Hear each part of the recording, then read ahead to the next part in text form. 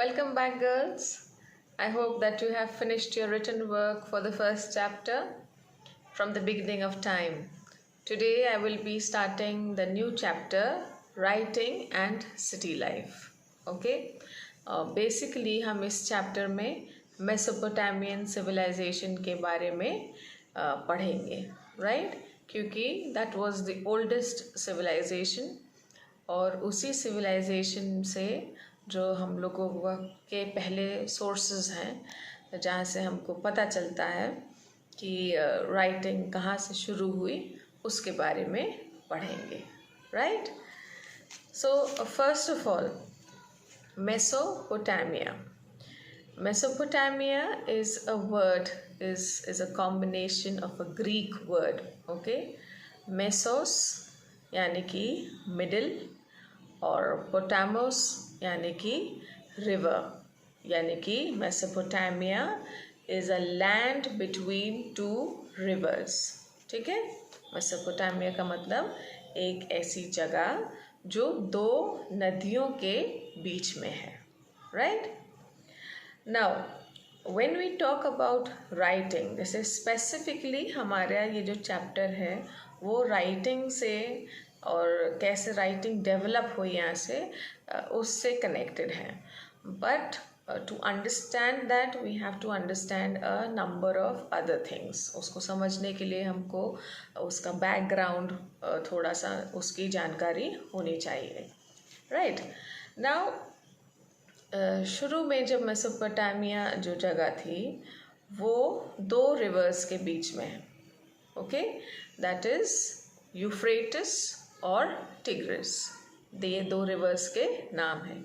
एक रिवर का नाम था यूफ्रेटिस, दूसरे रिवर का नाम था टिग्रिस. अब मेसोपोटामिया के जो पास में छोटे छोटे शहर थे उसमें एक जगह का नाम था सुमेरिया जो one of the oldest cities है. फिर था बेबीलोन, असीरिया.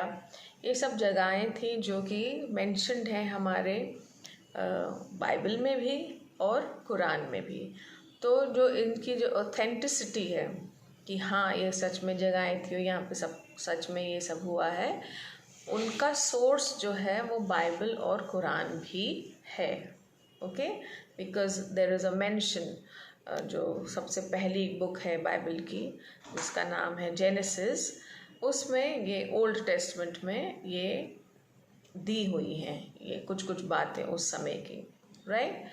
नाउ उस टाइम पे दो स्मॉल सिटीज़ थे. एक सिटी का नाम था अकड या अकड़, या फिर दूसरी का नाम था सुमेरिया. तो अकड में जो लैंग्वेज शुरू में यूज़ हुई है दैट इज़ 2000 BC में, उस लैंग्वेज का नाम था अकेडियन. ठीक है? और जो सुमेरिया में ऑफ कोर्स यूज़ हुई है जिसको हम फर्स्ट नोन लैंग्वेज बोलते हैं, वो है सुमेरियन, राइट? उसके बाद 1400 BC में आई अरामिक और 1000 BC में आई हिब्रू. ये सब डिफरेंट लैंग्वेजेस हैं जिनके बारे में आपको पता होना चाहिए कि ये सबसे एंशियंट लैंग्वेजेस हैं, सबसे पुरानी लैंग्वेजेस हैं जो लोग बोलते थे और जिसमें जो चैप्टर में मेंशन्ड है कि स्टैच्यूज़ हैं, ऑर्नामेंट्स हैं, ग्रेव्स हैं, टूल्स, सील्स, ये और रिटन डॉक्यूमेंट्स मिले हैं बहुत हज़ारों के तादाद में, जिससे हमको पता चलता है कि these languages were used earlier and people used to talk and write in these languages. Okay, अब हम थोड़ा सा मेसोपोटामिया के ज्योग्राफी के बारे में बात करते हैं. ठीक है, पहली बात कि मेसोपोटामिया जो नाम है वो प्रेजेंट डे इराक है. ओके, जो आज की तारीख में जो इराक है उसको पुराने ज़माने में मेसोपोटामिया कहा जाता था. Okay, now Iraq is a place where it's a place where in the northeast part of Iraq you have lots of green plains, grasslands और tree covered mountains और रेंजेस हैं, स्ट्रीम्स हैं, पानी के झरने, और वाइल्ड फ्लावर्स हैं बहुत। ओके, तो ये नॉर्थ ईस्ट इराक में आपको हरे मैदान भी दिखेंगे, आपको घने घने पेड़ों से भरे हुए माउंटेन्स भी दिखेंगे, आपको झरने भी मिलेंगे, आपको फ्लावर्स भी मिलेंगे, और सबसे इम्पोर्टेंट आपको डेजर्ट भी मिलेगा। Okay, now why am I telling you about the geography of Iraq is because when we study the geography, then we study how city life developed in these areas. And where city develops, city usually develops near water, right? तो civilizations develop होने में सबसे जो उसके main characteristics आप पढ़ेंगे, चाहे आप इंडस वैली सिविलाइजेशन पढ़ें, चाहे आप इजिप्शियन सिविलाइजेशन पढ़ें, और you might read Chinese civilisation और Mesopotamian civilisation. Okay, you will notice that all these civilizations have developed near the rivers. Presently, Mesopotamian civilization, the rivers are Euphrates and Tigris. उनके बीच में ये civilization develop हुई. Indus Valley civilization, Indus River और उसकी tributaries के पास. Egyptian civilization, River Nile के पास. और Chinese civilization, River Huanghe के पास. आपके पास अगर पेपर और पेन है तो ये सब लिख लीजिए, ये वन वर्ड आंसर में आ सकते हैं. ठीक है? Not necessary that the chapter is on Mesopotamia, so I will only ask about Iran and Iraq. I can ask about the name of the rivers also, near which the other civilizations have developed. Okay? Then, now, क्या ये जो rivers के बारे में I was telling you that these rivers, the Euphrates and the Tigris, they have lot of tributaries. ठीक है? और अक्सर इन रिवर्स में फ्लड्स आते हैं. तो फ्लड के बाद ये जो ट्रिब्यूटरीज हैं, ये ढेर सारा सिल्ट जो है वो बहा के अपने साथ में लाती हैं. जब आपने पढ़ा है ज्योग्राफी में, till 10th you have studied that silt is very very fertile. It makes the land fertile. It is good for growing crops. तो obviously these civilization or the cities developed near the rivers and their tributaries, and the land was fertile, so water was also easily available for them. So they were able to grow wheat, barley, peas, lentils, and dates, khajur, palms, fruits, or also mainly they started fishing also, because that was also easy for them. So because these areas were so well developed, these things were so easily available to them, that is why city life started developing. जब city life develop होना शुरू हुई तो obviously business भी बढ़ने लगा, और जब बिजनेस बढ़ने लगा तो जैसे जिसको कहते हैं हम लोग urbanism, okay, that also started to spread. So cities and towns में जो पॉपुलेशन थी वो भी बढ़ने लगी. ऑब्वियसली जब लोग बढ़ेंगे, जब सिटीज़ डेवलप होंगे, जब टाउन्स डेवलप होंगे, तो कोई एक लैंग्वेज होगी जिसमें वो लोग एक दूसरे से बात करेंगे. नॉट नेसेसरी कि एक लैंग्वेज हो सकता है कि और ढेर सारी लैंग्वेजेस हो. Okay, so because these two rivers were known to be like a gift to the Mesopotamian civilization, क्योंकि इन्हीं rivers की वजह से they were able to grow so many variety of things. okay, जो स्टेपी लैंड्स थे, steppe ने आपने पढ़ा होगा, ग्रास लैंड्स, जो घास के बड़े बड़े मैदान होते हैं, दैट्स ऑल्सो फर्टाइल. तो lot of food was produced. जब फूड प्रोड्यूस होने लगा तो लोग उसमें बिजनेस करने लगे, तो लोग बड़े सेल्फ सफिशिएंट हो गए, right? They had everything with them, and their life started to develop. इसी में, इसी डेवलपमेंट में there was division of labour, यानी कि सिर्फ अब लोग खाना प्रोड्यूस नहीं कर रहे थे, यानी कि सिर्फ फार्मर्स नहीं रह गए थे, तो काम भी डिवाइड होने लगा. Okay, these things started to be developed, like it is written here, fuel, metal, various काम होने लगा, स्टोन्स और वुड वर्क होने लगा, स्टोन से कारीगरी होने लगी, और लोग काफ़ी चीज़ें मैन्युफैक्चर करने लगे अपने आप, राइट? खाना स्टोर करने के लिए बड़ी बड़ी जगहें बनाई गई, लोग बर्तन बना रहे थे, टूल्स बना रहे थे, ब्रॉन्ज के टूल्स, वुड से, पत्थर से, and they were not only making those but they were also selling those. अब जब सेल कर रहे थे तो उनको, हमारे जैसे नोट तो थे नहीं कि 1 रुपया 2 रुपया, उन ज़माने में जिससे वो लोग डील करते थे उसको हम कहते हैं seals. Okay, they were like round coin like, जैसे अशरफियाँ बोलते हैं उनको, लेकिन उस पर गोल गोल होते थे वो ऐसे, और कभी उसमें जानवरों का फ़ोटो, या कभी वहाँ के राजा का फ़ोटो, या उसमें वो लोग खोद देते थे या अपनी ही कुछ लैंग्वेज में लिख देते थे.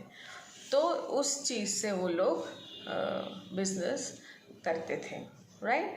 सो we see in this, we have a picture of the worker's head, that is, I will send you the picture, it is the picture of a woman. It was sculpted. Sculptor मतलब जो पत्थर से खोद के मूर्तियाँ बनाते हैं, वैसी एक सील मिली है जहाँ पे एक औरत की फ़ोटो है उसमें, right?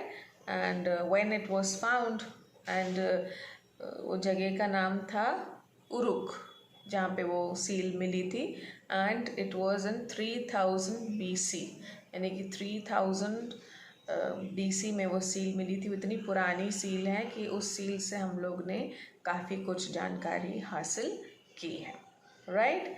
It is said that उस मूर्ति के the eyes and eyebrows would probably have taken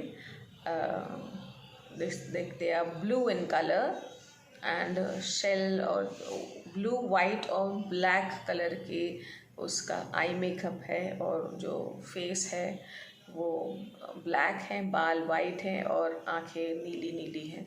so you can we can just maybe we can come to the conclusion कि औरतों को वहाँ उस ज़माने में मेकअप करने का बड़ा शौक था.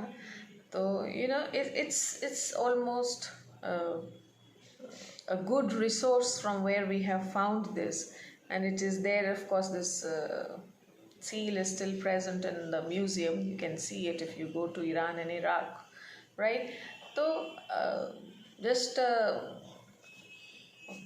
again आपको बताने के लिए कि जो सिविलाइजेशन है वो रिवर्स के पास डेवलप होती हैं.